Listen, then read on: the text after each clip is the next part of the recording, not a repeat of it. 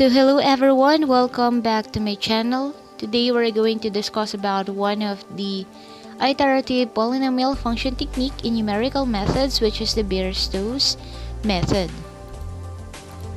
So Bairstow's method is an iterative approach related loosely to both the Muller and Newton-Raphson method. So before we proceed with the actual discussion, let us take a look at this polynomial.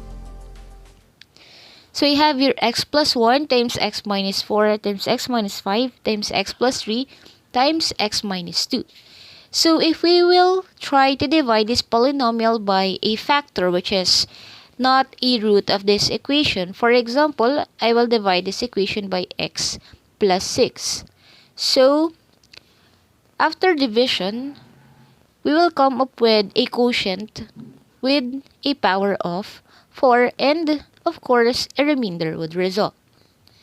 So in this discussion or in this video, I will teach you how to find the root of an equation of a polynomial using the quotient and remainder.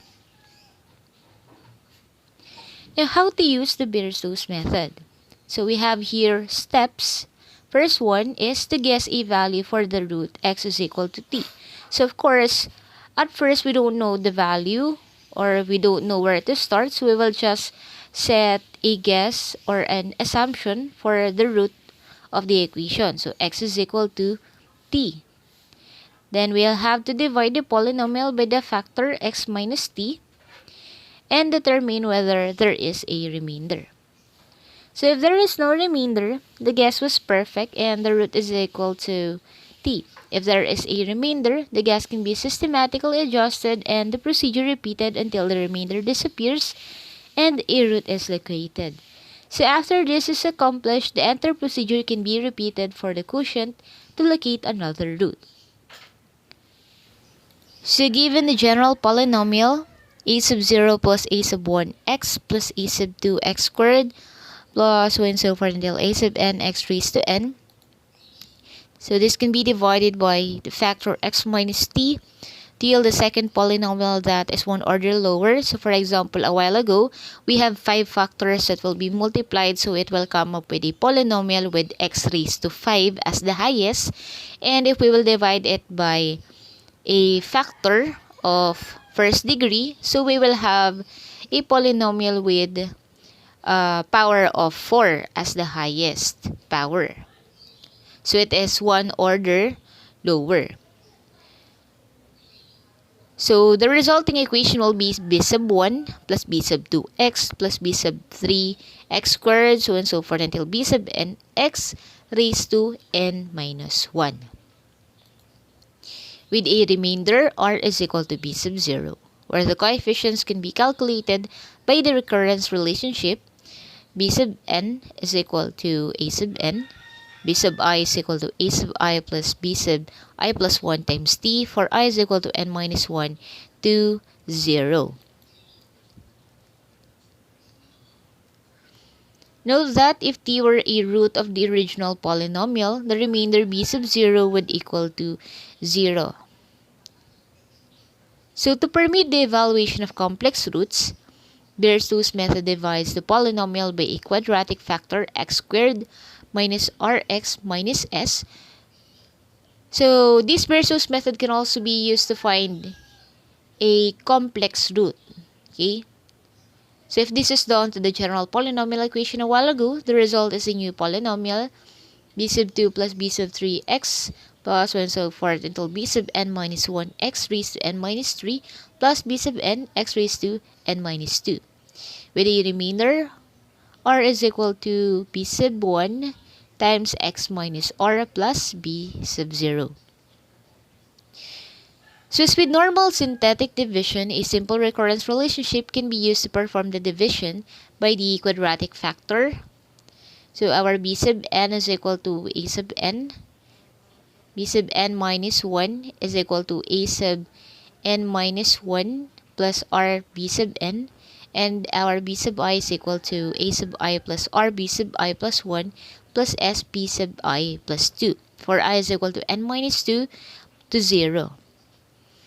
So the quadratic factor is introduced to allow the determination of complex roots. So when we say complex roots, it involves imaginary numbers. So this relates to the fact that if the coefficients of the original polynomial are real, the complex roots occur in conjugate pairs. If x squared minus rx minus s is an exact divisor of the polynomial, complex roots can be determined by the quadratic formula. Thus, the method reduces to determining the values of r and s that make the quadratic factor an exact divisor. So in other words, we seek the values that make the remainder term equal to 0. So inspection of equation r is equal to b sub 1 times x minus r plus b sub 0 leads us to conclude that for the remainder to be 0, okay, so for this to be equal to 0, b sub 0 and b sub 1 must be 0, because it is unlikely that our initial guesses on the values of r and s will lead to this result. We must determine a systematic way to modify our guesses so that b sub 0 and b sub 1 approach be equal to 0. Because both b sub 0 and b sub 1 are functions of both r and x, they can be expanded using a Taylor series. For b sub 1, I have here a sum of b sub 1 plus the partial derivative of b sub 1 with respect to r and s. And for b sub 0, I have here a sum of b sub 0 plus the partial derivative of b sub 0 with respect to r and s, where the values on the right hand side are all evaluated at r and s. So if we will solve for the b sub 1 and b sub 0 here, and we will let the left hand side of the equation into 0, we will have the equation equal to negative b sub 1 and the second equation equal to negative b sub 0. So I just transpose the values of b sub 1 and b sub 0. So if the partial derivatives of the b's can be determined, these are a system of two equations that can be solved simultaneously for the two unknowns delta r and delta s. So in our equation a while ago, if we will substitute a value for the b sub 0 and b sub 1, we'll have two equations with two unknowns. Then Bairstow shows that partial derivatives can be obtained by synthetic division of the b's in a fashion similar to the way in which the b's themselves were divided.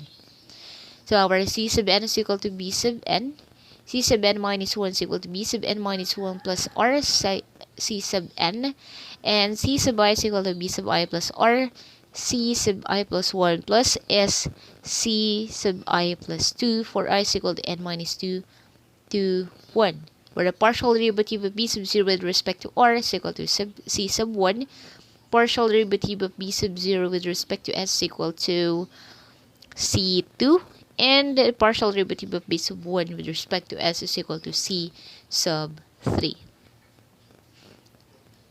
Thus, the partial derivatives are obtained by synthetic division of the b's. Then the partial derivatives can be substituted into the previous equation along with the b's to give the s equation. So c sub 2 delta r plus c sub 3 delta s equal to negative b sub 1, and c sub 1 delta r plus c sub 2 delta s is equal to negative b sub 0. So these equations can be solved for delta r and delta s, which can in turn be employed to improve the initial guesses of r and s. At each step, an approximate error in r and s can be estimated. So we have here a formula for the error for the r. We have absolute value of delta r over r. And for s, we have delta s over s.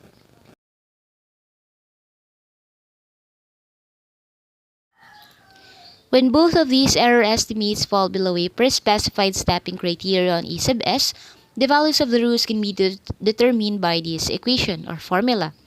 I have here x is equal to r plus or minus the square root of r squared plus 4s all over 2. Then at this point, we have three possibilities. First one, the quotient is a third order polynomial or a greater. So for example, we have here we have an equation that has the highest order x raised to n. So after using Bairstow's method, we can have an equation x raised to 8. So we have to find all the roots 10 roots of the equation. So for this case, Bairstow's method would be applied to the quotient to evaluate new values for R and S. The previous values of R and S can serve as the starting guesses for this application. Second one, the quotient is a quadratic. For this case, the remaining two roots could be evaluated directly with the equation x is equal to r plus or minus the square root of r squared plus 4s all over 2. And the third one, the quotient is a first-order polynomial. For this case, the remaining single root can be evaluated simply as x is equal to negative s over r. Now let's have an example for this method. Find all roots of polynomial using Bairstow method. F of x equal to 5x cubed minus 2x squared plus 20x minus 8. And given initial guess for R and S equal to 0.1.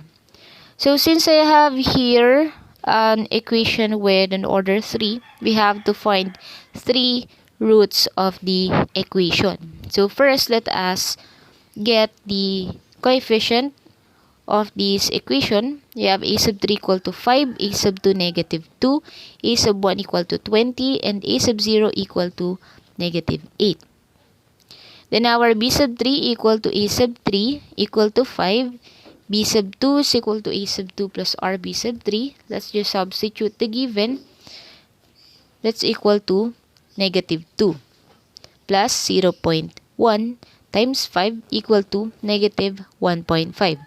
For b sub 1, that's equal to a sub 1 plus rb sub 2 plus sb sub 3. And that's equal to 20.35. And our b sub 0 equal to a sub 0 plus rb sub 1 plus sb sub 2. And that's equal to negative 6.115.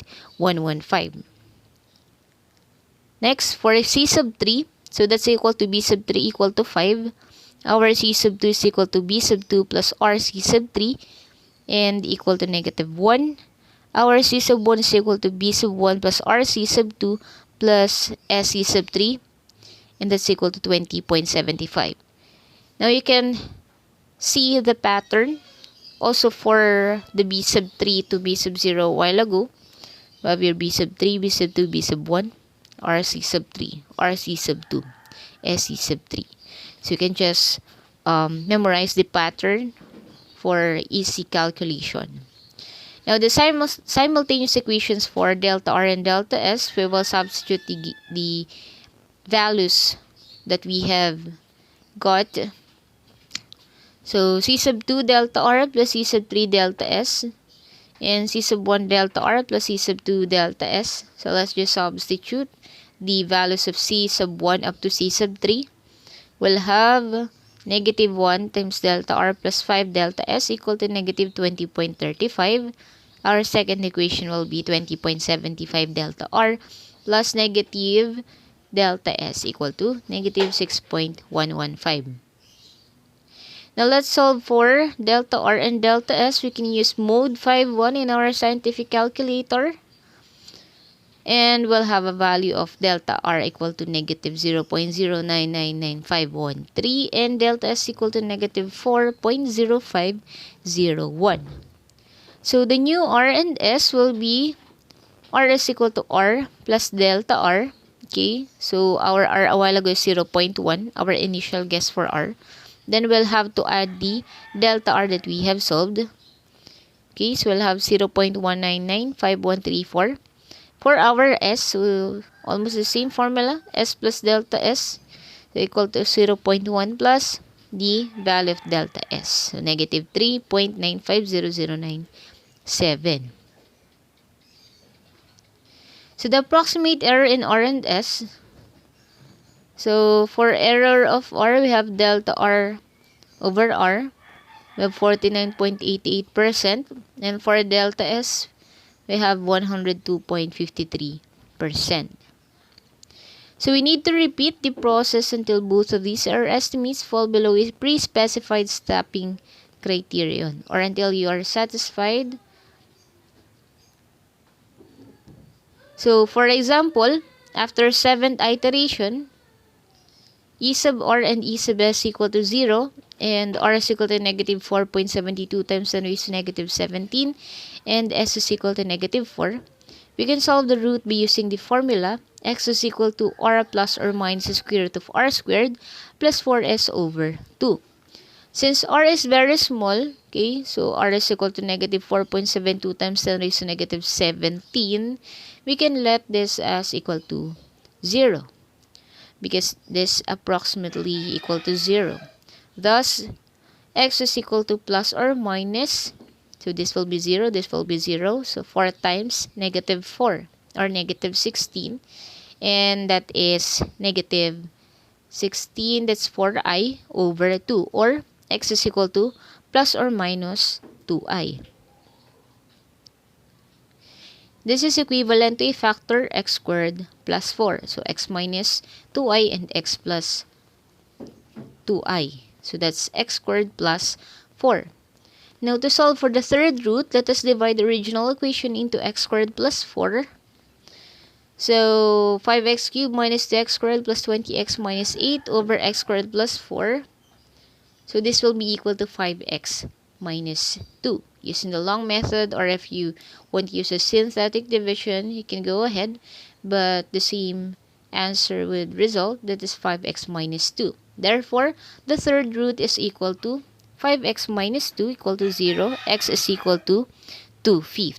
And that's how we do the Bairstow's method. So I hope you have learned a lot from this topic. If you have any questions, just feel free to comment on the comment below. And don't forget to subscribe for more videos like this.